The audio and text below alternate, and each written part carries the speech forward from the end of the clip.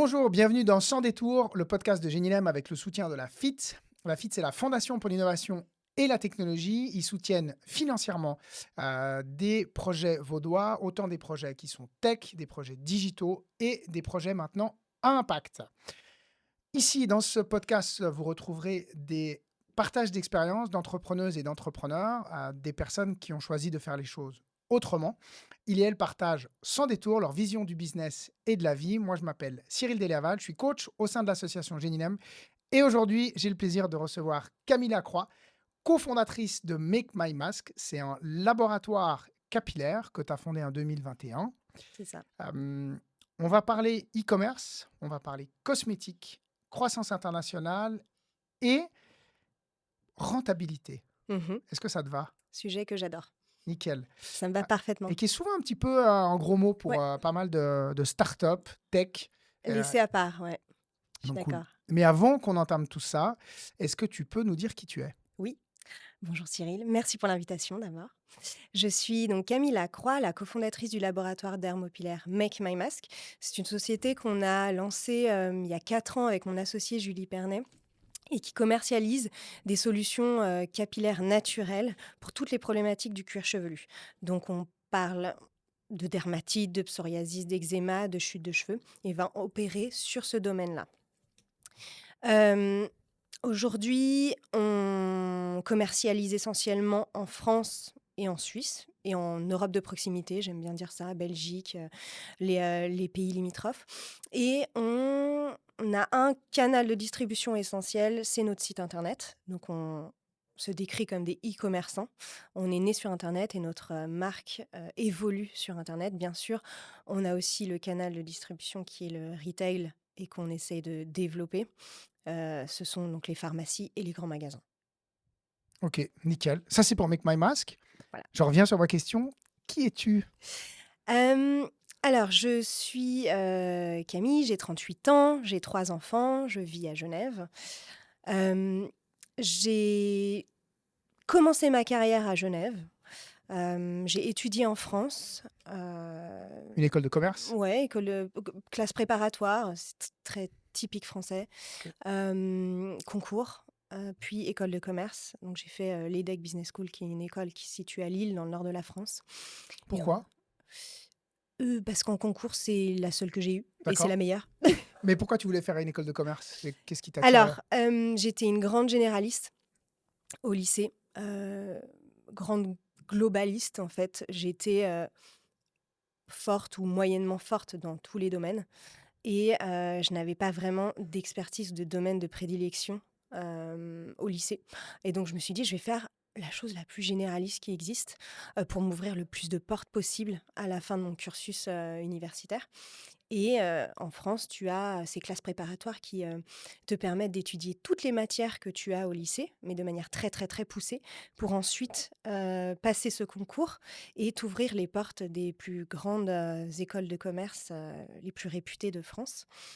Après un concours, assez difficile et ensuite, tu as une promesse, derrière ces écoles, d'atteindre des métiers, ultra intéressants normalement et prestigieux. Tu dirais que c'était plutôt le fait de pas savoir ce que tu voulais faire qui t'a orienté vers le Oui, commerce ou tu as plutôt toujours eu ça. un peu cette flamme de commerçante? Non, pas du tout. J'avais pas du tout cet instinct de commerçante. Mes parents sont pas du tout dans le commerce, ils sont Qu'est-ce médecins tous les 2. OK. Hem, Ils ne parlaient que de médecine à la maison. Tu pas eu envie de faire médecine? J'ai non, alors, bizarrement, je sais pas si c'est parce que je les voyais vraiment travailler énormément et du coup, tu inconsciemment, tu, prends l'inverse de ce que tes parents font. Ça m'a non, j'ai pas eu de transmission de passion ou quelque chose comme ça. Je pense que c'est vraiment parce que je ne savais pas ce que je voulais faire à 18 ans et que je me suis lancée sur un parcours, très généraliste. Contente du parcours? Oui, après, la manière dont tu, intègres une école après te canalise un petit peu parce que les écoles, elles ont chacune leur spécificité. Et moi, je suis arrivée à l'EDEC qui est une école très réputée pour la finance et ils sont très, très connus pour être experts en finance. Donc petit à petit, je me suis orientée finalement vers la finance. Et puis, j'ai aussi un peu une appétence pour les choses un peu carrées, choses financières finalement. Donc, ça s'est bien goupillé, je OK. dirais. Rien n'arrive par hasard. Après les decks, Oui. qu'est-ce que tu fais? Après les decks, déjà au sein de mon cursus, j'ai énormément voyagé. Et ça, c'est vraiment quelque chose que mes parents, même s'ils étaient médecins et pas très mobiles, en fait, tu vois? Quand tu es médecin, Tu as ton tu cabinet, tu tu travailles à l'hôpital ou en clinique, mais même dans ton cursus académique, tu pas, de chance de voyager énormément, en tout cas dans le cursus français. Et ils m'ont quand même, transmis, ce besoin, d'apprendre l'anglais, d'apprendre l'espagnol, d'apprendre l'allemand, et ils m'ont envoyée très, très jeune, partager une vie de famille avec, d'autres personnes en Allemagne, donc déjà avant les decks. ouais, avant les decks. Même, je suis partie à 11 ans, tu vois? En Allemagne, et après j'ai eu la chance de pouvoir partir, dans des familles aux États-Unis plusieurs fois, et donc j'avais en moi cette envie de faire des cursus aussi, des échanges académiques à l'étranger, parce que j'étais curieuse de ça.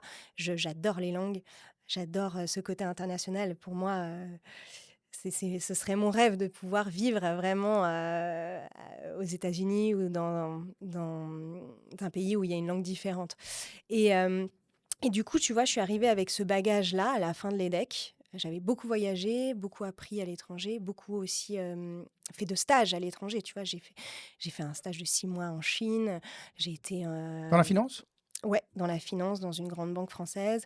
J'ai été, au Danemark pendant 6 mois, en Argentine pendant 6 mois, où j'ai eu le temps aussi de voyager beaucoup en Amérique latine, et j'ai appris l'espagnol parce que je n'avais pas appris l'espagnol, en primaire et dans les écoles, élémentaires. Hem et je suis arrivée avec ce bagage-là, et je suis, partie à Genève, qui était pour moi, en fait, une ville, assez, proche de là où j'étais née, en fait, Lyon, tu vois? Moi, je suis de Lyon, en France, et c'est une ville qui pouvait m'apporter énormément, ce côté international avec, des ouvertures professionnelles, qui pouvaient aussi me permettre d'échanger avec des personnes internationales, et donc il y avait aussi tout le c'était, une ville qui aussi offrait beaucoup de possibilités au niveau finances, professionnelles. Donc, je suis arrivée, à Genève, j'ai été prise, en GTP à l'UBS, Pour ceux qui ne savent pas ce que c'est le EasyTP? graduate programme. C'est un graduate programme après les études académiques. On peut intégrer un programme qui te permet, hem, de découvrir plusieurs départements au sein d'une banque et d'apprendre plusieurs métiers au sein d'une banque. Donc je fais 6 mois, 6 mois, 6 mois. Moi, c'est quelque chose que j'ai adoré. À Genève? À Genève. Ouais. Alors, ça existe aussi à Zurich et puis, dans toutes les filiales, de l'UBS, mais moi, j'avais choisi Genève. Et j'ai pu, découvrir plusieurs métiers, le métier du M&A, de la fusion-acquisition, du front aussi, de la gestion de fortune, pour le marché espagnol et pour le marché aussi, domestique, à Genève. Après ça, il y a eu, l'administration, fiscale, il y a eu un chamboulement en fait, il y a eu tout ce qui est, hem ça devenait très le travail devenait très administratif parce qu'il y a eu, l'échange d'informations, en fait, entre la Suisse et les autres pays. La fin du secret bancaire. Voilà, merci. Du coup, le travail est devenu plus administratif que, analytique, et je me suis dit: «Tiens, je vais essayer, en fait, de, partir en finance, d'entreprise». C'est un côté, de mon cursus académique que j'avais jamais exploré, hem et du coup, c'est comme ça que je suis rentrée dans une grande, entreprise américaine qui s'appelle Revlon et qui est aussi à Genève, qui est plus sur la commune de Meyrin, et c'est comme ça que j'ai intégré cette famille-là et que j'y suis restée pendant 10 ans, puisqu'au sein de Revlon, je suis arrivée, tu vois, tout en bas, j'étais analyste, pour les coûts, des produits qu'on lançait. Donc tu arrives sur un Revlon, pour celles et ceux qui ne connaissent pas. c'est un grand groupe cosmétique américain, qui a plusieurs business units. Ils sont très connus pour les cosmétiques, le make-up, pour aussi toutes les solutions capillaires, shampoings, pour les professionnels, et ils ont intégré aussi, toute une business unit premium qui est Elisabeth Arden, Et donc maintenant, ils ont toute cette famille de skincare assez prestige, c'est la business unit prestige. Ok. Et donc, toi, tu rentres comme analyste. Moi, je rentre comme analyste, plutôt dans la finance de production, donc la finance qui est rattachée aux produits pur et dur. Et ensuite, j'ai évolué en finance de marché. Donc, j'ai intégré un marché qui est les distributeurs et le travel retail, qui est passionnant, hein, le commerce en travel retail, donc en aéroport. C'est passionnant, c'est complètement un canal qui diverge de tous les canaux domestiques. Et ensuite, j'ai évolué aussi en Angleterre parce que je suis partie... j'ai été mutée en Angleterre pour travailler sur le marché domestique anglais, qui est hyper intéressant, très guidé par la promotion, donc complètement différent d'un autre marché domestique qui peut être la France ou l'Espagne ou l'Italie. Donc je suis restée 2-3 ans là-bas et ensuite je suis revenue à Genève et c'est là que j'ai repris la direction financière de la région IMIA Donc, Europe, pour Middle East. voilà, Middle East pour Revlon. Ok. Joli. Joli. Ok. Moi, je t'ai rencontré il y a quelques années. Bah, je pense que quand vous lancez, vous envoyez une vidéo à Genilem pour le Préparté Pitch, qui Ouais. est un concours de pitch. Vous n'avez pas été sélectionné, on en a reçu une centaine. Mm, On en gardait 15 et ensuite 7, mais vous tout n'êtes à pas fait. dans les, vous êtes dans les 85, Mhm. 85 qu'on ne retient pas. Moi, j'avais beaucoup aimé votre. Alors, le pitch, je ne me rappelle pas forcément très bien. Tu présentais avec ta cofondatrice Julie, mais je me rappelle de cette solution pour les cheveux. Oui. Et voilà, donc après, on avait travaillé un tout petit peu. Enfin, parce que je trouve ça très important. Moi, j'ai eu plein de Oui. gens dans ma vie qui avaient des problèmes de cheveux, des hommes, des femmes, pour qui les cheveux, c'était très important. Et je me suis dit, mais là, il tacle un vrai problème. Du coup, après, vous avez été accompagné par Mhm. Genilem, donc pas dans le cadre du Prépare Pitch, mais dans le cadre traditionnel. C'est moi qui ai eu la chance de vous accompagner. Et moi, j'ai toujours été, enfin, dès le début, j'ai été très estomaqué, on va dire ça comme ça, par les chiffres, par ta maîtrise des chiffres. Mhm. Je me rappelle des tableaux de trésorerie, je me rappelle quand on parlait du COGS, le cost of Oui. goods sold, donc combien coûte ton produit à la Mhm. fabrication, etc. Ça, c'est des choses que tu as apprises chez Revlon. Oui, je pense que je suis convaincue que ce sont des choses qui m'ont formatée chez Revlon. On partait du produit, du COGS, on parlait beaucoup de marge. On lançait jamais un produit sans que la marge ait été validée, survalidée, revalidée aux États-Unis. Donc en fait, tu apprends une manière de travailler, tu apprends une manière protocolaire aussi de travailler. Et ça, Autour du chiffre. autour du chiffre. Ouais. En fait, t'as plusieurs angles dans une entreprise. Soit tu travailles dans une entreprise qui est drivée par le marketing, soit tu travailles dans une entreprise qui est plutôt drivée par la finance. Et Revlon était plutôt ce genre d'entreprise, vraiment drivée par la finance. Et toi, tu deviens head of une partie de ça. Et Donc, moi, je deviens head of finance d'une business unit. Donc, finalement, je me plaisais très bien dans cet univers. ok. Et, En tout, ton expérience chez 10 Revlon, ans, 10 ans, 10 ans, une et, décennie. et tu quittes Revlon. Je quitte Revlon. Pourquoi? Comment? Alors, je dirais pas pourquoi je quitte, mais plutôt ce que j'ai trouvé, en fait.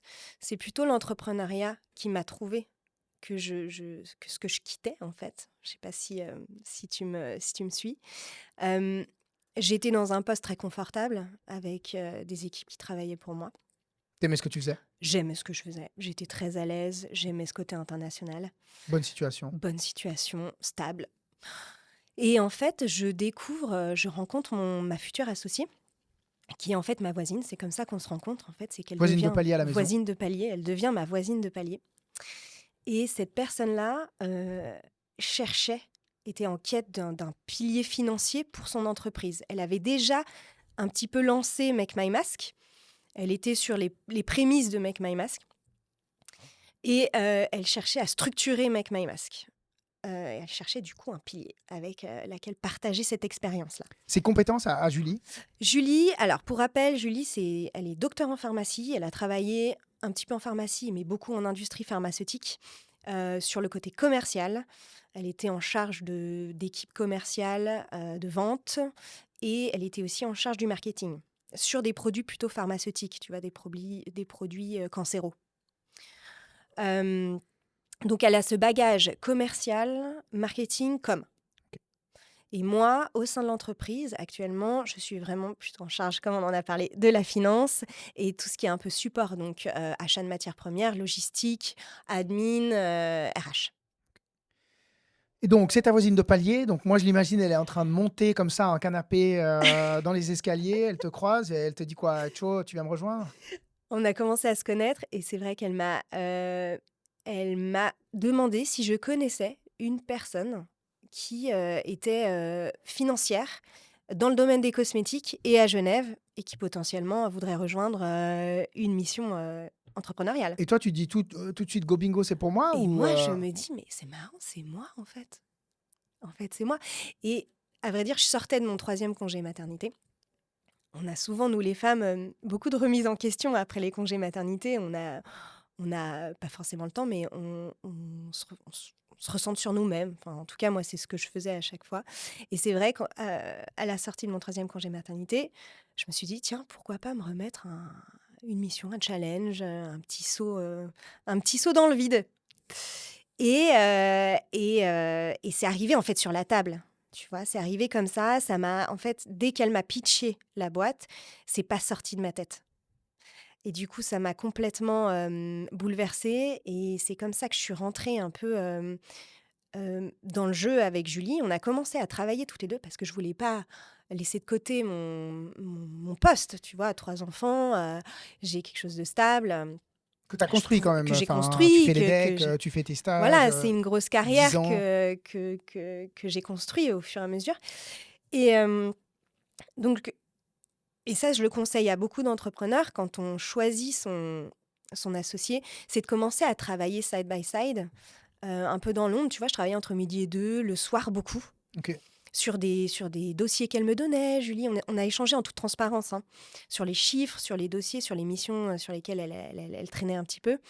Et moi, j'ai beaucoup travaillé sur des dashboards, sur les COGS, comme tu disais, sur les prix des produits, sur les fournisseurs, sur l'optimisation de ces produits et comment scaler ça, en fait. Et je travaillais beaucoup le soir et on travaillait du coup toutes les deux. Et on s'est un peu... on s'est découvertes professionnellement.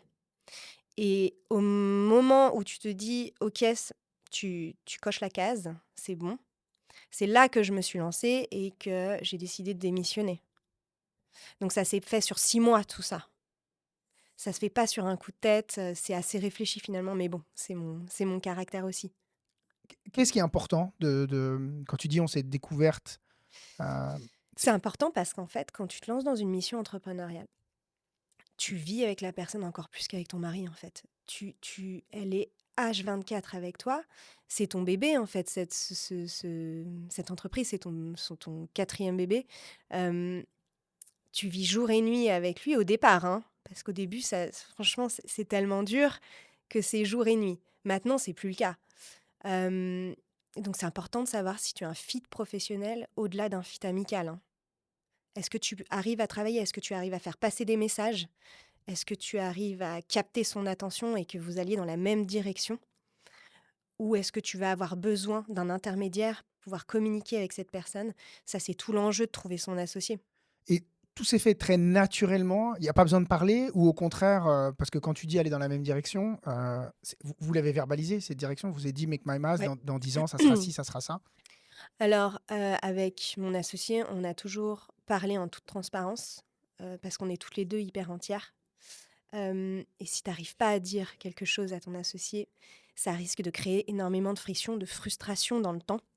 Et ça, il faut désamorcer ça très, très rapidement, limite dans la même journée. Hem, donc moi, franchement, je suis convaincue qu'il faut d'ailleurs d'abord trouver le fit professionnel, avant qu'il soit amical, si tu me suis. Ouais, largement. Dans les choses qu'on recommande un peu de manière théorique, Mmh. chez Genilem, aux personnes qu'on rencontre quand on parle d'association, nous on dit qu'il y a 3 enjeux, Mmh. 3 sujets dans l'association. Le premier, c'est la vision. Donc il faut se Mmh. mettre d'accord sur Ouais, la tout à boîte, fait. elle est où dans 5 ans. Nous, pour faire ça, on recommande d'écrire un article de journal. On imagine, OK, dans 5 ans, il y a bilan, PME, New York Times, qui tu veux, qui vient faire un article sur ta boîte. Et puis on dit qu'il faut se mettre d'accord sur le titre. Il faut se mettre d'accord sur les produits. Dans 5 ans, produits-services, ça sera quoi? Parfait. Il faut se mettre d'accord sur le chiffre d'affaires. Est-ce que c'est un business Mhm. à 500 000? Est-ce que c'est un business à 50 millions? Et tout ce qui est un des deux. Donc, tout ce qui est vente et tout ça. Les clients, c'est qui tes clients? Est-ce que tu vends justement en Les B2B à des personas. pharmacies ou est-ce que tu vends à des consommateurs Ouais, les finaux? canaux. L'équipe et Oui. le rôle de chacune et chacun dans l'équipe. Oui. Et voilà. Puis nous, on recommande aux gens d'écrire chacun son article de journal, puis ensuite de le lire à l'autre. Mais il ne s'agit pas d'écrire des textes, etc. Ça peut être des post-it. Et très souvent, donc moi, si on devait s'associer, je te fais mon article de journal, tu fais le tien. Et très souvent, en fait, on va en écrire un nouveau, ensemble. Tu vois, parce que moi, je vais te dire, ah Génial. putain, ça c'est bien, j'y avais pas pensé. Toi, tu vas me dire, ah mais non, ça c'est hors de question, etc. Donc, les enjeux, la vision, compétences et gouvernance, Mhm. c'est-à-dire que comment est-ce qu'on va faire, comment est-ce qu'on va se mettre d'accord, tu vois, tout ce qui est chiffre, c'est toi, ou bien comment, et la rémunération de l'effort. Tout à fait. Parce que là, nous, on voit souvent, admettons que toi et moi, on s'associe Mhm. pour faire un restaurant à fondu. Tu mets 10 000 balles, je mets 10 000 balles. Toi, tu dis, moi, je vais travailler dedans. Moi, je te dis, moi, je reste un petit peu chez Genilem. Mais par contre, tous les lundis soirs, on fait la compta. Si on a tous les deux mis 10 000 francs, dans une année, tu auras mis 10 000 francs et 52 semaines de travail. Moi, Oui. j'aurais mis 10 000 francs et 52 soirs, tu vois, un soir par Oui. semaine. On va se fâcher, quoi. Alors là, c'est un point que tu soulignes qui est mais ultra important. C'est l'effort, c'est l'engagement en fait, que tu mets dans ta mission. Et tu ne le sais pas avant de t'engager avec cette personne-là. Si elle a cette proportion à travailler autant que toi, Julie, elle était à plein temps dans Make My Mask. plein temps. Ok. Et toi, donc, tu fais 6 mois part-time, si Ouais, je peux dire c'est ça comme 6 ça. mois, en fait, c'est 6 mois où j'ai rien signé encore. Tu vois, donc c'est vraiment du volontariat. Ouais. Je donne des heures de mon temps à un projet sur lequel je n'ai encore rien À ta mis. voisine. Voilà, Et ça, rien c'était le misé. deal. Ça, c'était plutôt moi qui me suis mis ce deal-là. Donc si j'avais envie de travailler le soir sur cette mission, c'était du volontariat. Mais c'était pour derrière, tu vas construire quelque chose de long terme et de solide. Tu avais cette idée de vouloir tester un tout petit peu Julie et l'idée, ou tu t'es dit, non, moi, ça m'intéresse, en ce moment, j'ai du Alors temps. plutôt l'idée, plutôt la mission que Julie. Julie, ça a été un fit de caractère, je dirais. Je suis persuadée que quand tu te lances dans l'entrepreneuriat, quelle que soit ta mission ou quel que soit ton objectif ou ce que tu vends, euh, il faut qu'on ait des caractères charismatiques et aussi complémentaires. Et nous, avec Julie, on est hyper complémentaires. Elle a des idées qui fusent dans tous les sens. C'est très dur à suivre parfois. Et moi, je suis très carrée. Et donc, je l'emmène. J'arrive avec ces idées à l'emmener vers une autoroute plutôt cadrée. Des fichiers Excel. Voilà. Ok. Donc, au bout de 6 mois, tu te dis, allez, banco, j'y vais. Tu démissionnes. Je démissionne et là, je me lance à 100% dans Make My Mask. Vous vous payez au début? Non. Alors, au début, c'était le deal et ça a toujours été très carré avec Julie. Les périodes de temps où elle n'a pas été payée, moi, c'était pareil. Et après, la manière dont on se rémunère maintenant, c'est exactement pareil. Il n'y a aucune différence entre ce que je reçois sur mon compte bancaire et elle. Vous êtes à Et 50-50? on est à 50-50. Elle a un tout petit peu plus de part que moi, en tout cas dans la société. Mais en termes d'engagement, on est engagé à 100% pareil. Et je ne sais pas s'il y a une part de chance là-dedans, mais c'est vrai qu'on s'est trouvé en termes de fit professionnel. Elle est aussi laborieuse et travailleuse que moi. Voilà. Et donc, on a eu de la chance parce que du coup, il n'y a aucune divergence sur ce point-là. Mais ça, tu l'avais testé pendant les 6 mois. Voilà, exactement. Ok. C'était un go, no go. Ouais. D'accord.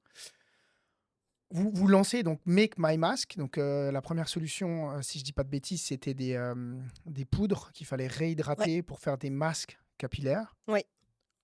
Comment ça se passe, le lancement de ça? Alors déjà, Make My Mask, comment est-ce que c'est né?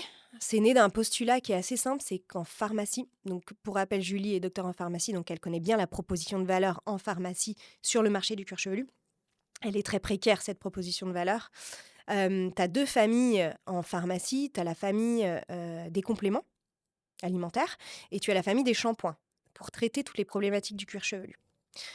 Ces 2 propositions de valeur, elles sont pas forcément innovantes, elles sont pas très modernes. Il faut dépoussiérer ce marché-là et elles sont faibles, pour aller traiter en profondeur, toutes les problématiques du cuir chevelu. Pourquoi c'est faible en pharma? C'est parce que déjà, tu as 2 problèmes. Tu as très peu de formation sur les problématiques du cuir chevelu. Les professionnels de santé sont très, très mal formés en France, en Suisse. C'est différent en Angleterre et aux États-Unis, on a beaucoup d'inspiration à aller chercher là-bas. Et deuxièmement, ce sont des pathologies qui sont très peu visibles. En fait, c'est quelque chose qui est sous tes cheveux. Donc, les seuls symptômes que tu as, c'est démangeaisons, cheveux gras ou chute de cheveux. Mais tu as très peu d'outils qui te permettent facilement d'aller voir si tu as quelque chose qui se passe sur ton cuir chevelu. Donc, en fait, tu es un peu à l'aveugle et c'est pour ça que tu as si peu de propositions de valeur en pharmacie. Et nous, on a décidé de s'attaquer à ce marché-là parce que tu as un énorme marché sur le cuir chevelu, pas vraiment les longueurs. Nous, on ne s'occupe pas du tout des longueurs, hein. Euh, Ces pathologies, elles ont besoin d'être connues, d'éduquer. On a besoin d'éduquer aussi bien les professionnels de la santé que le public pour pouvoir orienter vers des solutions qui sont complètes et qui sont innovantes et efficaces. Donc, vous arrivez sur le marché avec, Voilà. avec ces masques, volonté de les vendre en ligne, avec, si je me rappelle bien, une caisse de résonance assez forte dans ce qu'on peut appeler la French Tech. Oui, c'était hyper innovant déjà parce qu'on surfait sur 2 angles, l'innovation, le marché qui était très méconnu et aussi cette proposition écologique qui résonnait. Donc pas de transfert d'eau, pas de transport d'eau, de la poudre végétale à reconstituer. Tu sais, on était encore dans l'ère du do it yourself un petit peu et après 2 ans, on a un peu, on est arrivé en fait au terme de cette tendance du do it yourself. On a vu qu'il y avait un amenuisement, de ce marché, qu'il y avait un peu moins de réponses et on a tout de suite commencé à trouver une autre solution et à se remettre sur le liquide. Donc on lâchait pas tout à fait les 2 autres angles, c'est-à-dire, l'angle, de l'efficacité et de l'innovation, mais le côté poudre, on a dû le lâcher pour s'orienter et toucher un marché beaucoup plus large. Et c'est comme ça qu'on est arrivé avec cette deuxième proposition qui était le masque, mais en liquide. Ouais. Pour ceux qui nous écoutent que en podcast, est-ce qu'on va aller regarder la vidéo, parce que Camille a la gentillesse de nous emmener des packaging. Moi, j'aimerais t'entendre sur le côté French Tech, parce que, ok, vous êtes en laboratoire capillaire, donc il y a un côté, ouais, je dirais, life science, c'est peut-être Mhm. pas forcément le bon mot, mais en tout cas, ouais, il y a de l'innovation là-dedans, dans vos Mm. formules, dans votre manière de faire, etc. Euh, et vous vendez en ligne. Donc, bon. Alors, la proposition, en fait, on a vite été épaulé par la French Tech. On a reçu une bourse. La bourse qu'on a reçue, c'est à travers la BPI, donc qui supporte toutes les innovations en France, Le BPI, c'est la banque. banque publique Banque publique, ok. d'investissement. Et elle supporte énormément de projets écologiques, innovants, tech. Et nous, on rentrait dans ces cases-là, puisque en effet, tu es un e-commerçant, donc tu fais partie en fait de la tech, que tu le veuilles ou pas. En fait, à l'intérieur de ton e-commerce, tu as énormément d'outils tech, d'automatisation, d'AI. Tu utilises des outils très innovants pour être toujours à la page. Et on a cette proposition aussi très innovante qui est backupée en effet par le parcours de Julie qui est docteur en pharmacie. Donc derrière, en fait, derrière ce produit, tu as de la recherche et développement qu'on doit financer, des études cliniques qu'on doit financer. Et tout ça, ça coûte de l'argent parce que notre proposition, elle ne s'arrête pas à sortir un produit écologique, naturel et efficace. En fait, dès qu'on sort un produit, nous, on refait toutes les études cliniques, on cherche des actifs qui sont très innovants, on va les chercher aux États-Unis, on va lire des publications anglaises, américaines, coréennes, on va intégrer toutes ces données et on va essayer de faire ramener cette innovation qui est très puissante aux États-Unis et dans le reste du monde en Europe. C'est pas juste des shampoings pour que j'ai les pointes lisses, quoi. Exactement. Euh, on Donc, est... Ouais, toute cette partie R&D, yes. euh, elle coûte.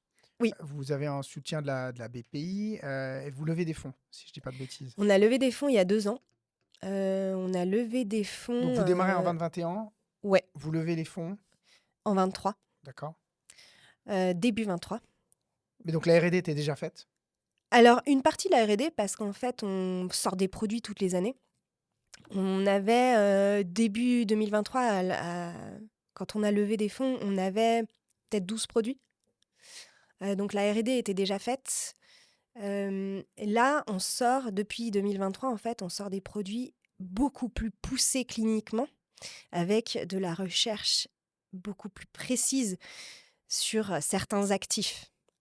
Et c'est là où on a besoin de encore plus de support, tu vois, de financer la R&D. Donc, vous levez les fonds pour financer la R&D ou vous Ouais. levez les fonds pour accélérer les ventes? Alors les deux.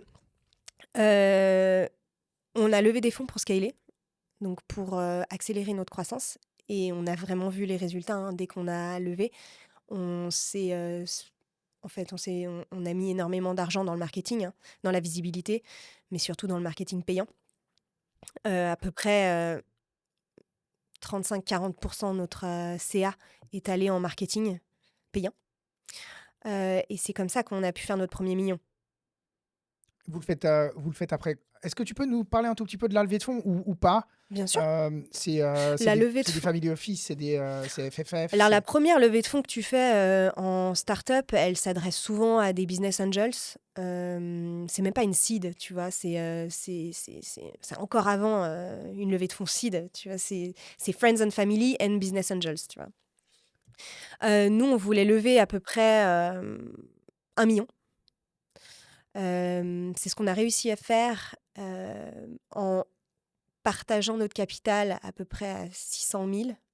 Et ensuite, on a fait de la dette avec la BPI, des partenaires en fait qui peuvent ajouter de la dette sur une levée de fonds avec des business angels. Et c'est comme ça qu'on a fait 1 million. Les business angels, en fait, la levée de fonds, elle dure à peu près 9 mois.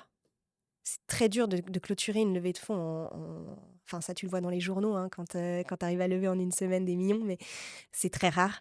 Généralement, ça dure 9 mois. Comment tu fais? Bah, tu sors toute une liste de prospects et puis tu vas frapper à la porte, tu envoies des emails, tu fais du prospecting, du call. Tu demandes aussi à tes friends and family de partager les pitchs et, euh, et de racler un peu large. Qu'est-ce que tu as appris pendant cette période de levée de fonds? Tu t'attendais à ce que ce soit aussi long, aussi dur? Je m'attendais pas à ce que ce soit aussi dur. Qu'est-ce qui est dur? Euh, C'est de choper les si- rendez-vous, c'est si- les gens qui te rappellent pas, c'est... Ce qui est dur, c'est qu'en fait, tu penses convaincre des gens et en fait, tu perds ton temps. Donc, il faut pas avoir trop d'attentes sur certaines personnes parce que tu investis du temps, tu investis de l'argent. Parfois, tu te déplaces pour certaines personnes. Oui, puis c'est pas que tu vas à un corner, c'est Parfois, que... ouais, parfois tu prends le train, tu as énormément d'attentes et la déception, elle est 10 fois plus grande. Donc moi, j'ai appris à me backuper à fond là-dessus, pas trop attendre des gens. Et souvent, c'est même d'autres personnes qui investissent dans ton auquel tu y pensais pas. projet auquel tu n'aurais jamais pensé. Donc, en fait, pitcher tout le monde pareil, mais pas non plus trop donner, parce que du temps, t'en as pas beaucoup. Et il faut que tu fasses un backup check, en fait, avant d'aller pitcher certaines personnes. Tu vas pas pitcher le pote de ta mère parce que ta mère t'a dit que son pote avait pas mal d'argent. En fait, il faut vraiment que tu fasses un backup check. Il faut que ça fasse du sens. Et ça, tu le faisais pas au début? Au début, Tu pitches tout le monde. tu pitches tout le monde. C'est large. Tu te dis, t'as de l'espoir en chaque personne. Et ensuite, ben, Tu te rappelles, ordre de grandeur, vous avez dû faire combien de pitch à peu près? C'est quoi? C'est 20-30, c'est 100-200? non, franchement, c'est 80, 80, 90, 100, quoi.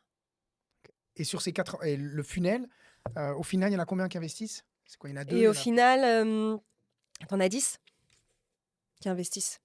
Tu vois, moi, je me souviens d'une anecdote. On s'est déplacé avec Julie à Grenoble, pour atterrir dans un micro-appartement miteux, toute petite salle, avec 4 personnes qui nous écoutaient et pas mal de personnes en visio. Et on avait énormément d'attentes parce que tu sais, quand tu fais une levée de fonds et que tu peux aller cibler des espèces de syndicats de business angels, tu vois, des associations de business angels, ils formalisent des promesses d'investissement. Et donc, ils te disent, ah, moi, ce projet, il m'a bien plu, je vais mettre 10 000, je vais mettre 15 000. Et donc, après, tu te déplaces en physique pour les repitcher et puis formaliser un petit peu la chose. Et à la fin de ça, on avait 100 000 euros de promesses d'investissement. Et à la fin de ce pitch-là, qu'on n'a pas pitché différemment, tu vois, c'était la fin de l'année, il y avait Noël, il y avait énormément de choses, on était mais au fond du trou. Zéro. On a eu zéro, en fait. Donc, ils te disent, il y a plus ou moins 100 à venir chercher chez nous, venez Oui, pitcher, tu viens pitcher et tu repars avec à 0. la fin, tu sais, on avait même trop de promesses d'investissement. On était là, mais attendez, je voulais pas lever tout ça, moi. Et donc, tu te dis, mince, comment je vais faire? Et là, la situation se retourne complètement. En fait, il faut qu'on repitch parce qu'on va pas réussir à boucler notre tour. Et tout ça, à côté, tu as quand même le Et à day-to-day côté, tu as business. l'opérationnel, tu as le business à développer et c'est énormément de temps. Donc moi, la levée de fonds, en fait, j'ai vécu comme quelque chose assez traumatique. Ça prend énormément de temps. Tu te mets à nu devant énormément de personnes. Et ça, c'est difficile. Et pour pas énormément de résultats, finalement. Mais quand même, vous levez 600, la BPI, elle vient matcher avec Elle vient 400, donc matcher, vous avez 1 million. on a 1 million et là, on peut accélérer. Ok. Et accélérer, ça veut dire quoi? Vous étiez donc, quand tu commences à lever en 2020, tu démarres en 2021, donc tu as 0 de chiffre d'affaires. Ouais, en 21, on fait 90 000. Quand même! Ouais. En vendant panier moyen, ça coûtait combien les premiers masques? Ça coûtait 44 44 francs. €. Ouais, 44 francs. 44. Donc Ouais. tu en vends quelques-uns pour arriver à 90 000. Ouais. Ok, ça c'est 2021. 2022, tu fais ta levée, elle prend du temps. 2020, tu te rappelles des chiffres, 2022? 22, on fait 250 000. Jolie croissance quand même, tu fais x2,5 pratiquement. 23, on fait notre premier million, du coup. Tu Grâce vois? à l'argent levé Ouais, ou... qui a été accéléré. Comment on a accéléré? Déjà, on a accéléré avec l'équipe. Donc, on a pris une marketing manager qui s'occupait de toute la relation agence paid, site. Parce que vous sous-traitez hein, les ads. Alors, les ads, en fait, la gestion du paid, donc de l'ads, des pubs payantes, ça, on le sous-traite à une agence qui est vraiment experte là-dedans. Pourquoi? Parce que nous, à l'interne, on n'avait pas l'expertise pour ça. Parce que ça coûte plus cher. Tu peux te dire, je vais apprendre, on va passer un peu plus de temps, mais je vais apprendre, ça va me coûter moins cher. Et puis, Ouais, en gros, en fait, au départ, on est parti avec un freelance, hein, avec une agence freelance. Donc, ça coûtait pas si cher que ça. Et puis, en fait, ça augmentait au fur et à mesure que tes résultats augmentaient. Donc, c'était plutôt sain comme répartition de la dépense. Et on n'avait pas trouvé le profil, surtout, pour nous équiper. Tu vois, si on était tombé sur un profil qui était très expert en ads, Ouais. on l'aurait pris en interne. Mais souvent, l'équipe, enfin, nous, on fonctionne comme ça. L'équipe, on la forme en fonction des profils qu'on trouve. Et c'est peut-être une mauvaise chose, mais on en parlera peut-être plus tard. ok, donc 2023, tu passes de 250 000 à 1 million. Ouais. En ayant investi quand même massivement, tu disais à peu près Marketing. un tiers dans le marketing. Ouais, en plus même. Et ça, toi, tu continues de suivre les KPI. Enfin, tu suis quoi comme KPI? On suit tous les KPIs digitaux. Donc, toutes les semaines, on a des dashboards qui sont fournis par l'agence, hein, des KPIs digitaux, le CAC, le MER, le COS. MER? Merchandising, c'est marketing earning ratio. En fait, tu as différents moyens de suivre tes performances marketing digitales. Soit nous, on a voulu en fait cette première année le suivre en ratio global. Donc toutes les dépenses que tu mets dans le marketing paid, tu le mets en face de ton CA généré. Il y a d'autres personnes, ils suivent à la campagne, donc au REI que chaque campagne fait. Nous, on n'a pas voulu le suivre comme ça. Pourquoi? Parce qu'au départ, on avait trop de campagnes. Donc, énormément Nous, on a toujours eu à peu près presque 100 créas qui tournent par semaine. Tu vois, on les change presque tous les 15 jours. Mais on a toujours presque 100 créas qui tournent, ce qui est énorme. Oui. Donc suivre le ROI de chaque campagne, c'était hyper difficile. Donc on a voulu agglomérer tout ça et se dire bah, peut-être qu'on perd un peu d'argent sur cette campagne ou sur une autre. Mais au final, c'est ce qui nous a permis de scaler la première année. Là, on est sur une stratégie différente. Euh, on est parti de ce qu'une personne nous coûte à acquérir. Donc le fameux CAC, le coût d'acquisition Voilà, client. ça s'appelle un CAC. Nous, on a mis un certain montant et si on le dépasse, c'est là où on va aller chercher à diminuer certaines campagnes. Mais on ne veut pas dépasser un certain montant de CAC. Le million, c'était la promesse aussi faite aux investisseurs ou pas? Ou c'était vous en milestone que vous étiez un petit peu fixé comme ça? Ouais, alors c'est un énorme milestone, hein, le million. Oui, après 3 ans. C'est quelque chose qui se célèbre, c'est super positif. Non, les investisseurs, tu sais très bien que les investisseurs, tu leur vends toujours le triple, le double, le triple. Les investisseurs, c'est leur rôle aussi de toujours être un peu déçus. Hein. Il faut qu'ils puissent nous remotiver et nous remettre aussi remettre une pièce dans la machine. Donc, je crois qu'on avait dit 1 million la première année, si je me souviens bien. Mais après, l'accélération devait être beaucoup plus grosse. Après, tu as tout ce qui est macroéconomique qui rentre dedans et qui permet de justifier qu'on n'est pas allé, on n'est pas encore à 10 millions aujourd'hui.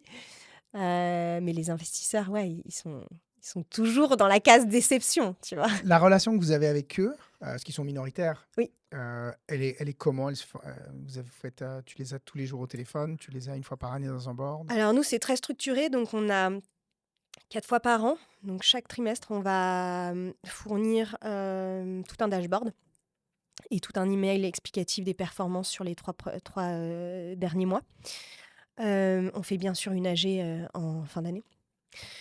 Ou même en début d'année prochaine pour expliquer la performance de l'année passée.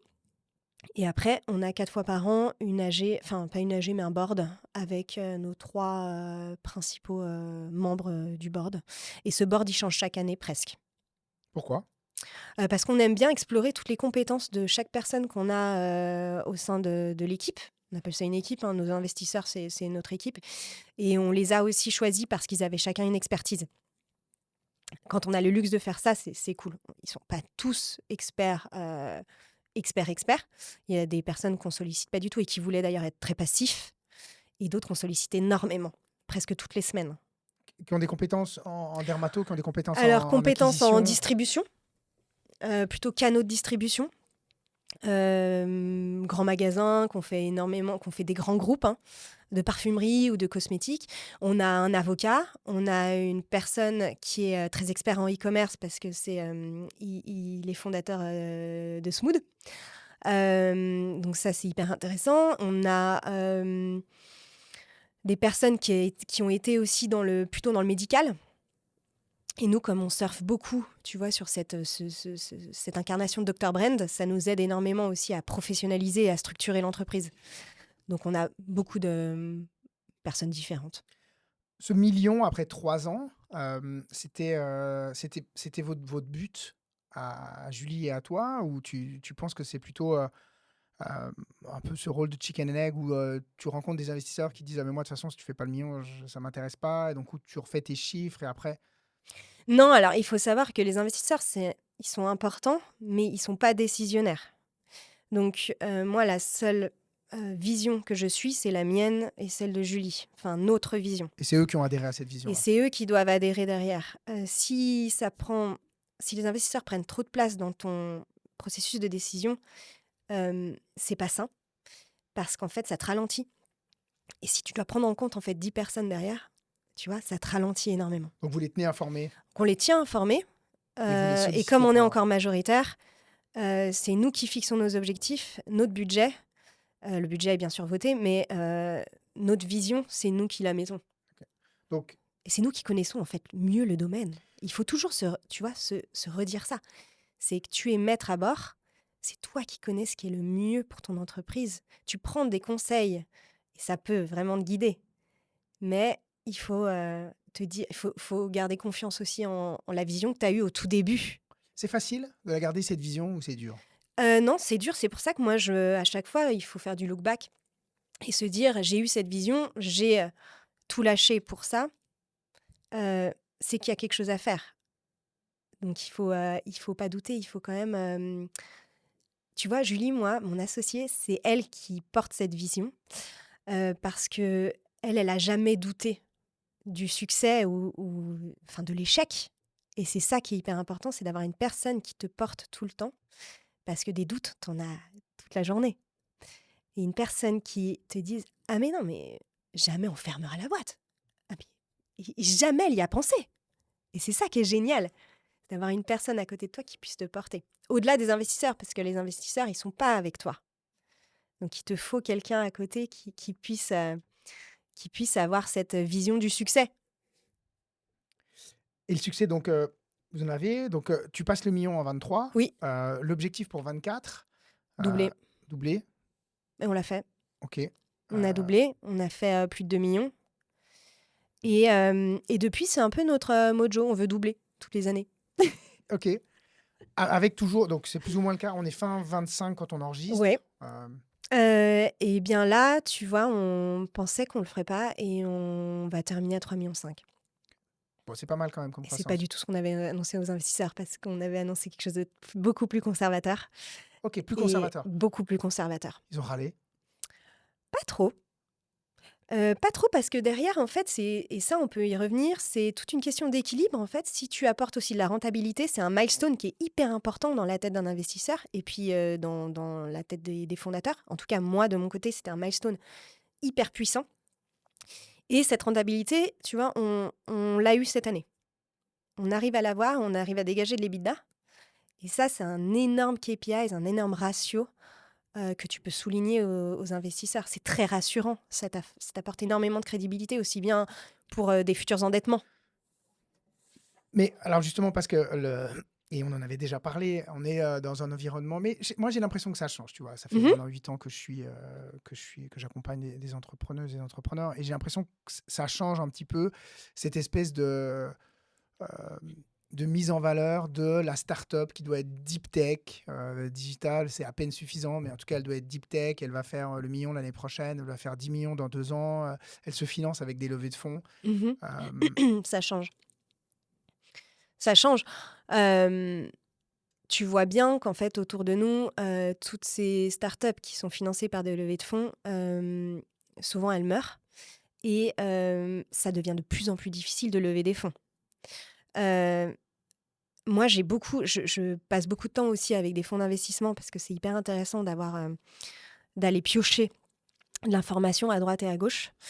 Et j'entends les deux angles. J'entends que eux recherchent des startups qui soient saines financièrement, Saine donc financièrement, ça veut dire rentable ou pas? rentables, Ouais. avec des ratios qui font du sens. Et les ratios qui font du sens pour eux, bah, c'est si tu leur annonces que tu mets 60% de dépenses en marketing, ils flippent. T'en as qui sont comme ça. Et d'autres qui continuent encore sur le schéma précédent où, ouais, en fait, 60% en market, c'est comme ça, C'est obligé, de toute c'est façon, si tu veux obligé, c'est croître. comme ça qu'on scale, etc. Donc pour l'instant, tu as les deux angles qui se chevauchent, j'ai l'impression, c'est ce qui est en train de se dessiner. Et moi, je suis plutôt team stabilité. Mais avec quand même de la croissance, parce que quand tu passes de 2 Avec de la à... croissance, parce que dans ma team, j'ai mon associée qui, elle, est vraiment sur le scale, sur la croissance. Et moi, je suis sur la rentabilité. Donc, on essaye d'avoir une vision uniforme. Et on y est arrivé cette année. Et on est super contente. C'est rapide quand même, hein. En 4 ans, presque, enfin 3,5 millions est rentable. Ouais, c'est rapide. C'est des super ratios.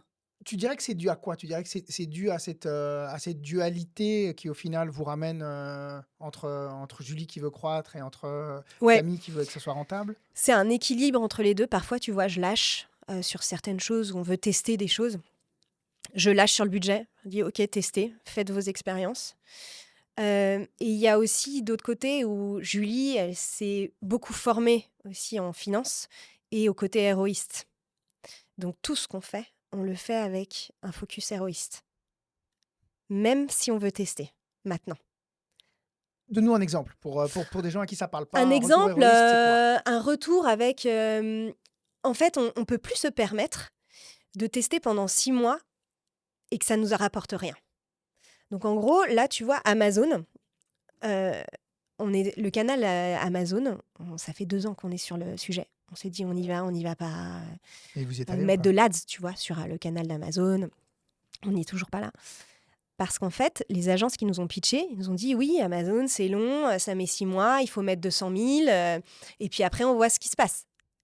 Ah, mais nous, on va pas du tout mettre 200 000, en fait. Tu mets pas 200 000 On pour met voir. 200 000. Non, je mets pas 200 000 pour voir. Je mets 200 000 pour que ça me rapporte 50%. Et tout est comme ça. Deuxième exemple, en pharmacie, si tu implantes une pharmacie, tu sais, tu leur donnes forcément du merchandising, des petits goodies, des petites choses, mais tout est calculé pour que la commande qu'ils me font et les goodies, tout ce que je leur donne en gifting, me rapporte minimum ma marge de 50%. Donc tout est héroïste, tout est calculé. Et je conseille vraiment à toutes les startups de faire ce travail-là, même si c'est chiant, tu vois, de tout calculer. Et moi, ce que je trouve assez intéressant, c'est aussi quelque chose, enfin moi, ça me parle, c'est que c'est de pas forcément, au début en tout cas, d'aller chercher, d'avoir une approche héroïste globale Ouais, et pas forcément à chaque campagne que ça tout te à coûte fait.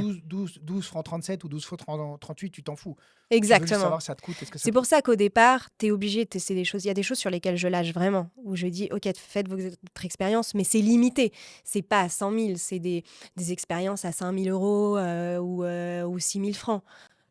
Mais derrière, tu as une analyse qui est faite. Et il y a des choses, on a testé, on s'est planté, hein, et on le refera plus.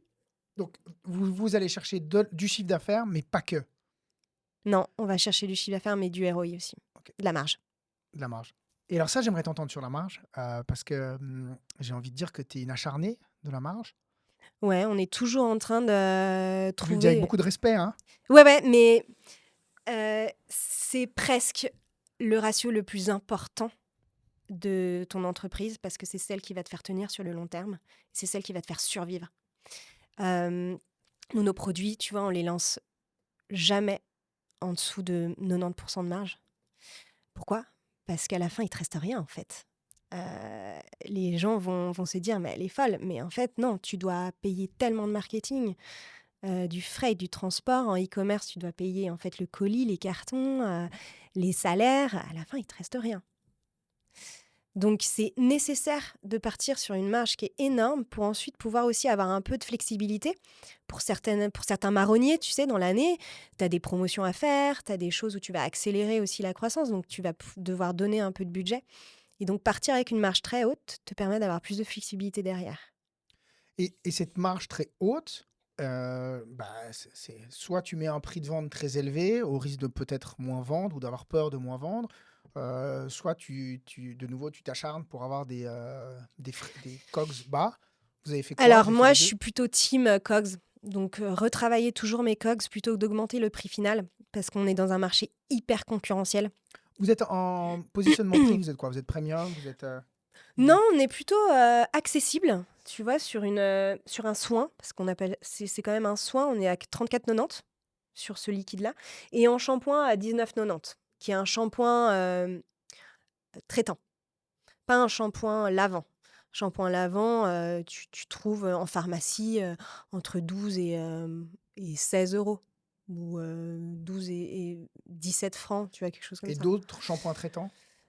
Ouais, c'est à peu près ça la fourchette. Les autres concurrents, t'es entre 12 et 19 quand c'est traitant. Et vous avez fixé vos prix de vente.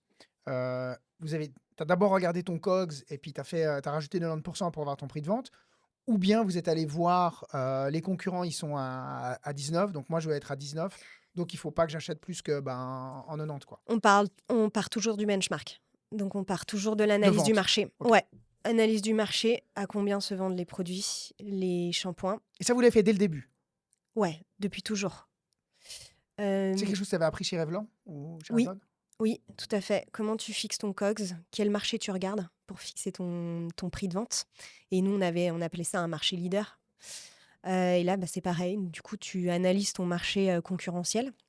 Donc, c'est la France et la Suisse, un peu la Belgique. Et ensuite, donc tu fais ça dans des tableaux Excel. Puis tu en découles en fait une fourchette de prix sell-out. T'enlèves la taxe, faut que tu fasses varier aussi la taxe en fonction des pays. Et ensuite, tu arrives à un target de COGS. Donc, tu mets ta marge cible, et puis tu arrives à une target de COGS. Et est-ce que ton fournisseur, il est capable de façonner ce que tu as en tête à ce prix-là? Et s'il n'est pas capable? S'il n'est pas capable, soit tu retravailles les matières premières avec lui. L'approvisionnement aussi, tu vas jusqu'à l'appro, en fait. Où est-ce que tu t'approvisionnes? Moi, cette huile, en fait, j'arrive à l'avoir à ce prix-là. Ça peut aller aussi précisément que ça. Enfin, en tout cas, de mon côté, j'irais aussi loin que ça. Ils sont contents de travailler avec toi ou ils s'arrachent les cheveux, les gars? Euh, Quand il y a Camille qui arrive, ils disent: «Oh punaise!» non, Enfin, je suis quand même... Non, je suis quand même cool. Parce qu'en fait, j'ai appris quelque chose cette année. C'est que le prix de la stabilité et puis du no souci, en fait, de ne pas avoir de la quiétude, ça vaut quelque chose. Donc, en fait, les prix ne sont pas forcément tout le temps le KPI le plus important. Tu vois, là, je suis en train de changer de façonnier sur une gamme. Et c'est plus cher que ce que je payais avant. Mais pourquoi je le fais? Parce que je sais que mon produit va être nickel derrière. Et ça aussi, ça a un prix. Alors qu'avant, j'avais des couacs, j'avais des lots qui passaient pas, donc il fallait les refaire. Et ça, au final, ça te bouffe des points de marge aussi, tout ça, parce que ça te c'est du bouffe des points de SAV, marge. c'est du... C'est du SAV, tu perds des matières premières, tu perds du temps, tu perds des ventes. OK. Et j'aimerais t'entendre aussi sur, parce que comme je disais, moi, j'ai eu la chance de vous suivre, Mm. pendant ces années-là, et j'ai été, frappé. C'est quelque chose que tout le monde ne fait pas dans la constitution, je dirais, de vos équipes et de vos partenaires. Mhm. Vous êtes allé chercher, des sous-traitants, notamment tu parlais des ads, freelance d'abord, Mhm. agence ensuite. Je sais que pour la newsletter aussi, Mhm. vous sous-traitez, enfin vous Ouais, sous-traitez, ouais. tout à fait. Et quand on en discutait, tu me disais que c'était vraiment toujours pour faire appel à quelque, allez, on va le dire comme ça, au meilleur. Ouais. Ça, tu peux nous en dire plus? Parce que là, pareil, tu pourrais dire, bah, ça va me coûter moins cher, je vais dépenser moins d'argent si je prends un petit stagiaire comme ça et qu'il Oui, apprend. alors il y a plusieurs angles de voir les choses. En fait, nous, si on veut une expertise particulière sur le e-commerce, il faut savoir que le e-commerce, ça change tout le temps. Tu as toujours nouveaux entrants, nouvelles applications, nouveaux outils. Une personne seule peut être expert dans plusieurs canaux, tu vois, TikTok, YouTube, Meta, Google. Il peut l'être, mais en fait, tu seras toujours plus fort en équipe parce qu'en agence, tu as cette expertise sur plusieurs personnes. Tu as une personne qui est hyper expert Google, une hyper YouTube, une Meta, and so on, tu vois. Et du coup, c'est ça qu'on recherchait quand on est parti en agence, c'est d'avoir une expertise qui soit la plus haute dans tous les canaux. Et ça, c'est difficile de le retrouver en une seule personne. Et donc, c'est pour ça que vous avez un petit peu saucissonné les... C'est pour ça qu'on est parti sur des agences. Mais la question, elle se repose toutes les années. Quand tu veux scaler, tu te dis, en fait, cette agence, elle me coûte tant. Est-ce que je vais... Parfois, on frappe un plafond parce que si tu veux t'internationaliser, ça te demande Des efforts dans chaque pays, par des exemple. efforts dans chaque pays, peut-être ce prix d'agence fois le nombre de pays. Et donc là, tu te reposes la même question. Est-ce que j'internalise ou je reste en agence? Et je pense que la question de l'équipe, c'est la deuxième chose la plus importante après la marge. C'est qu'en fait, je suis convaincue que l'équipe, c'est ce qui va te faire croître. C'est vraiment un énorme facteur de ta croissance. Donc, choisir les bonnes personnes, c'est eux qui vont t'accompagner dans ta croissance. Je suis persuadée que ça vient de tes employés. Donc, c'est une question récurrente quand tu commences à grandir. Et alors, un tel succès, parce que tu démarres avec rien. En 2021, tu fais 90 000 francs. Et aujourd'hui, vous passez les 3,5 millions en 4 ans. C'est que vous avez choisi les bonnes personnes, que ce soit agence ou interne. C'est quoi votre secret pour... Alors, ouais, là, moi, je pense qu'on a choisi, en termes d'agence, on a choisi les meilleurs. Comment tu sais? Parce que tout le monde te dit l'agence numéro 1 sur Google. Parce qu'alors, nous, on fonctionne beaucoup par bouche à oreille. On se renseigne énormément sur, on va appeler les startups, tout le temps. Il y a un énorme écosystème autour des startups. On s'appelle le soir, qu'est-ce que tu penses de cette agence? Comment tu as scalé? Tu as fait combien? Et là, quand on a choisi nos agences, c'était pas une question de prix, tu vois? On a mis le prix. On voulait juste les meilleurs et on voulait des personnes qui allaient faire tout pour nous faire scaler et prendre cette mission à cœur. Et nous, on fonctionne souvent comme ça, c'est: «Est-ce que tu as vraiment faim? Est-ce que tu as vraiment envie de partir avec nous?» Mais ça, Et tout le monde te dit oui. oui, alors, Tu le regardes quoi dans le nous fond des yeux? ce qui nous a fait, pencher sur une agence ou une autre, c'est qu'on voulait les fondateurs qui nous accompagnent et pas la personne derrière qui l'avait recruté pour s'occuper de nos dossiers. Il y en a qui t'ont dit non. Ouais, ouais, il y en a qui m'ont dit: «Non, j'ai pas le temps et tout». Tu leur OK, dis: «C'est bah, pas je te grave, prends hein, pas. je Non, je prends le fondateur parce que c'est lui qui a fondé son agence, c'est lui qui est le plus expert il a faim». et il a faim. Et Exactement, il comprend tes exactement. Il est aussi dans un processus, une mission entrepreneuriale lui aussi. Il a vraiment et en fait, moi, c'est quand on me dit: «Non, mais j'aime trop le défi. Allez, j'ai envie de le relever avec vous». Ça me close. et on est bon, bah, pour toutes celles et tous ceux qui vont bosser Ah, avec ça me toi, il close. faut juste dire ça. Hem, le hem, Par rapport à ces, vous vous appelez entre vous, tu dis Oui. par rapport à ces écosystèmes de start-up, tu viens pas du monde start-up, Mmh. tu vois? Alors OK, tu as peut-être des vieux copains qui ont fait des decks, qui ont monté des boîtes, mais comment tu fais, quand tu es entrepreneuse comme ça, que tu pas enfin, tu as passé, 10 ou 15 ans, en corporate, comment tu fais pour parler aux autres start-up? Bah, tu les connais pas, mais tu les appelles. Donc tu essayes de trouver le numéro. Il y a, tout un écosystème, aussi sur LinkedIn, hein, de start-up. Donc nous, on demande beaucoup sur LinkedIn, «Est-ce que je peux t'appeler?» En fait, ça se fait aussi de manière aussi décomplexée que ça, hein. «Est-ce que je peux t'appeler 2 minutes ce soir?» Et il faut savoir que les entrepreneurs, ils sont toujours OK parce qu'on partage tellement de relais de croissance, tellement de petits indicateurs. «Qu'est-ce que vous faites en ce moment sur ce marronnier?» Et c'est tellement puissant qu'un entrepreneur dira toujours oui à un petit appel téléphonique pour partager les bonnes pratiques, en fait. Et donc c'est comme ça C'est que comme ça qu'on fait.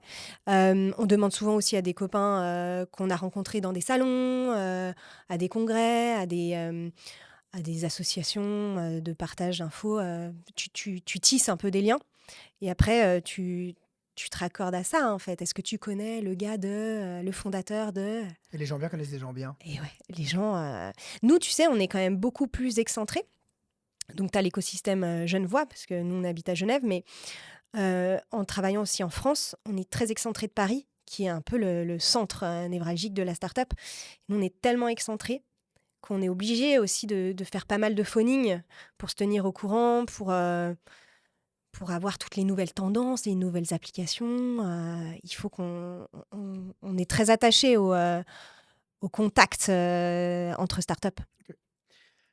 Et justement alors, là maintenant, start-up, bon, une boîte qui fait 3,5 millions, qui est rentable, on peut presque parler de PME, qui est Ouais, un mot c'est que vrai. j'adore, hein. Oui, oui, moi aussi. Mais 2026, c'est quoi la suite? Doublé, chiffre d'affaires, Encore. 7 millions l'année prochaine. Et ça, c'est votre board qui vous l'impose ou c'est Non, votre comme je te kiff? disais, c'est nous. D'accord. À On tout va prix? sûrement dire aux investisseurs beaucoup moins. Ouais, faut pas qu'ils écoutent. Bon, Marc, de temps en temps, il écoute. On l'avait reçu il y a quelques années, Marc Eschliman de Smooth, fondateur de Smooth. Ouais. OK, donc vous allez leur dire moins. Mais doubler pourquoi?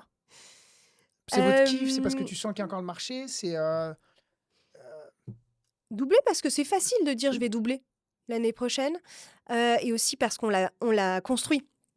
Tu vois, tu as une croissance organique qui va se faire tout seul sur ce qu'on a buildé cette année et puis après, tu as des leviers avec, les innovations qu'on va lancer l'année prochaine. Ça va nous apporter tant. On a le levier aussi, de canaux de distribution qu'on est en train de déployer et tout ça t'apporte, de la croissance, supplémentaire et tu l'ajoutes et on a atteint 7 millions. Après, Sur forecast, hein. sur notre Que forecast. tu décomposes, ben voilà, je vais aller chercher, je dis Voilà, n'importe quoi, 20 de croissance sur, mes repeats, online, exactement. je veux faire, OK. Tu l'as décomposé comme Tu le ça? décomposes comme ça. Tu as plein de manières de le décomposer. Tu peux le décomposer aussi en produits. Combien je vais faire sur ce produit-là et puis tu peux le décomposer en canaux. Et tu le fais comment toi? Je l'ai fait des 2. On le fait OK. les 2 Et tu sur les essaies 2. d'avoir un regroupement? Ouais, sur les deux. Et on essaye d'atteindre la même chose. Et ensuite, tu mets en place des actions pour chacun de ces... Ouais, tout à fait. Alors, sur les produits, tu as des actions de forecast de production et aussi de marketing. Comment tu vois lancer ce nouveau produit. Et côté canaux, là, tu as plutôt des actions commerciales sur tel ou tel magasin ou telle promotion en ligne et telle équipe. Tu vois, il y a notre directeur commercial qui va aussi rentrer en jeu là-dedans. Ok. Donc 26, tu doubles, 27, tu doubles, 28, tu doubles, 29, tu Ouais, doubles, 30, tu doubles, voilà. 31, tu doubles. Ouais. Non, mais après, je suis vraiment consciente qu'à un moment donné, tu atteins, tu sais, ce petit plafond de verre dont on parle tous. Quand tu dépasses 5 millions, c'est souvent le 5 millions qui est difficile à dépasser. Donc j'attends de voir. Tu sais pourquoi il est difficile à dépasser quand tu parles avec... Je sais pas, c'est tout ce que je lis autour de moi. Peut-être que ça demande une deuxième levée de fonds, potentiellement. Plus de fonds pour accélérer. Ça, c'est encore quelque chose que j'ai pas déterminé. Mais avoir une boîte qui fait 5 millions de chiffre d'affaires, qui est rentable, C'est cool. c'est... Enfin, j'ai l'impression que c'est cool. Pour nous, c'est pas assez. Nous, on aimerait aller beaucoup plus loin. Parce qu'on sent qu'il y a un énorme marché et qu'il y a un énorme besoin, aussi bien d'éducation sur le public et les professionnels de santé, et aussi bien sur le public qui est complètement un peu délaissé par la dermato aussi. Ok, donc il y a quand même toujours ce drive, votre mission quand même, qui est quand même au cœur de ça. Tu sais, tu pourrais pas faire la même chose avec des armes ou du café. Non, pas du tout. On est passionné par le capillaire et par les problématiques du cuir chevelu. Euh, je pourrais pas te dire demain je vais faire de la crème pour les mains. Je pense qu'il y a énormément à faire sur le cuir chevelu. Il y a un énorme marché. Si aujourd'hui, tu pouvais croiser Camille qui sort de l'EDEC et qui va prendre son stage à l'UPS, tu lui dis quoi? Je dis, tu sais pas dans quoi tu t'es embarqué. Non, je lui dirais, fais la même chose. Tu vas tellement apprendre à l'UPS ou dans tes expériences professionnelles et, et tu vas voir ce qui t'attend. C'est tellement grisant, c'est tellement fun aussi. Euh, je referais tout pareil en fait. Oui, mais tant mieux, hein? Je referais tout pareil. C'est tellement structurant d'avoir travaillé dans une grosse boîte, aussi bien que dans une start-up, hein. Euh, mais je lui dirais, fais-toi confiance, tu vas faire des trucs exceptionnels.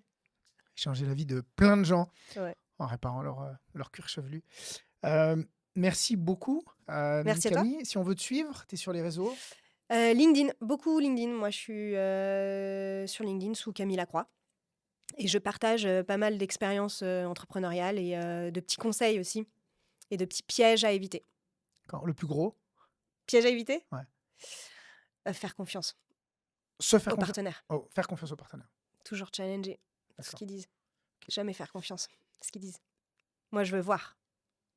Et tu payes pas forcément toujours pour voir. Ça marche. Merci beaucoup, Camille. Merci Je Cyril. te souhaite de doubler encore l'année prochaine, l'année d'après, et encore et de placer ce plafond de verre parce qu'il est dans 2 ans, hein. On verra. Ok. Bah, on te Merci souhaite tout le Cyril. meilleur. Merci beaucoup. Merci, à bientôt. Salut.